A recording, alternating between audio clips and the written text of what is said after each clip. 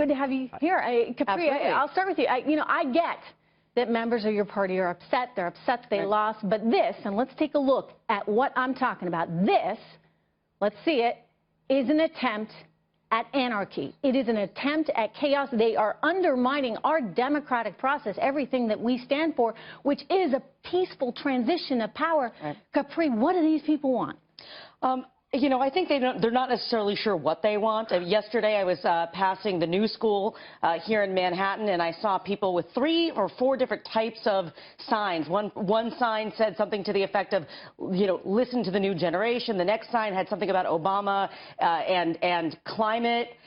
So, it's a little bit disjointed. And this is, frankly, one of the reasons why Democrats are unsuccessful. I often say Democrats don't win elections, Republicans lose them. And it's because we have not had a cohesive and coherent message to the American people. And so, with the protesters, the only thing that I would say about them is that 2 things, I guess. One being that if they really want to affect change, this is not the most efficient way to do it. Correct. And 2, I will say that I understand the concern that some have, with the LGBT community potentially being, quote unquote, at risk. I know people have been attacked on the street. I mean, Donald Trump actually has been way more progressive on that front than a lot of folks. I don't disagree. For years. But, some of his more fringe supporters, and I'm not saying, I don't say that people are part of the basket of deplorables.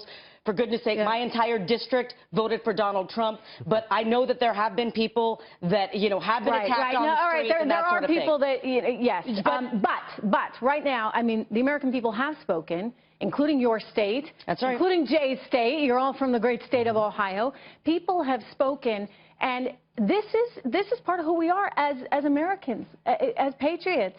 We have a democratic process, and at least you got to hand it to Hillary Clinton and President Obama for encouraging a peaceful transition. What the heck is Harry Reid doing out there trying to feed this kind of stuff, Jay? Well, Capri makes a lot of great points up there, and she always does. What's really funny about this is these protests, and look, I was one that did not support Donald Trump. I left my ballot blank, but I'm going to support my president-elect because we need to get behind him. Because, by the way, everybody's jumping on board now that he won, right? Sorry, well, I don't mean to tease you, help me understand what the heck Harry Reid is trying to do by encouraging this behavior. And what I don't really understand about this is the violence. Everyone's allowed to protest, and that's okay. That's our American right. But this violence is actually counterproductive for the left, because a lot of people that didn't support Donald Trump, Republicans, independents, people that respect the office of the presidency, are now going to be drawn to him because he is the president-elect, and they want him to succeed. So I think there's it really doesn't do what the left wants right here. The political hacks out there, they still don't want him to succeed because they want to create this tension, and I think that's why you're seeing Harry Reid say what he says. Meanwhile, you got the media, and we've got more on that in a minute, and the media effectively helping to fuel this and basically putting their stamp of approval on all of this.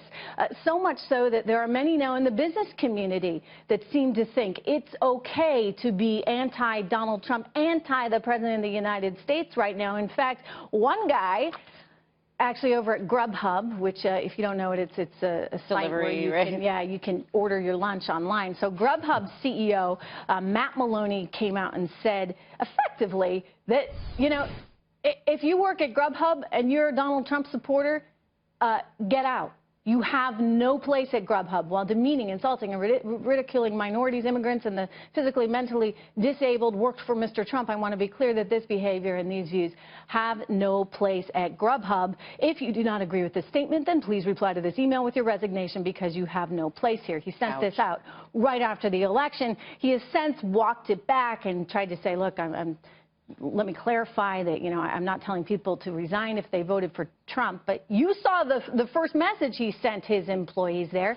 And so it basically is helping to feed this sense of anarchy, this sense that you don't have to accept Donald Trump, Capri.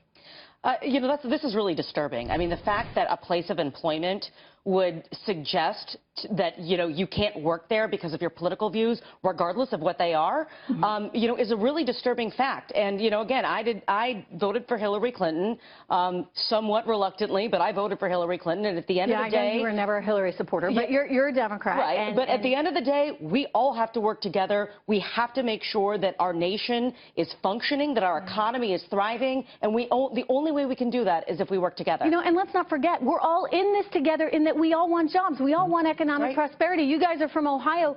2,000 people were laid off in Ohio right around the time of the election, Capri, there in your district. That's right. What do you tell those people who are saying, gosh, you know, I need to be able to take care of my family. I need a future. I'm heartbroken over it, to be quite honest. You know, I mean, those folks, and again, my home county, Trumbull County, which is where the General Motors Lordstown plant is, they lost 1,600 jobs. The remaining were up in Michigan. But, you know, I was on the phone with them yesterday, and I said, you know, I want to do what I can to maybe bring someone from, you know, Team Trump in to listen to the concerns. Good for you, Capri. Good for you, because this is what needs to happen in this country. We need to be working together. Enough with the political discourse. Right. Hillary Clinton learned her lesson. She never talked to those people out in Ohio. She never resonated with them in Michigan or in Pennsylvania. This is the result. Capri, Jai, good to have you guys here. Thank you so much. Thank you very much.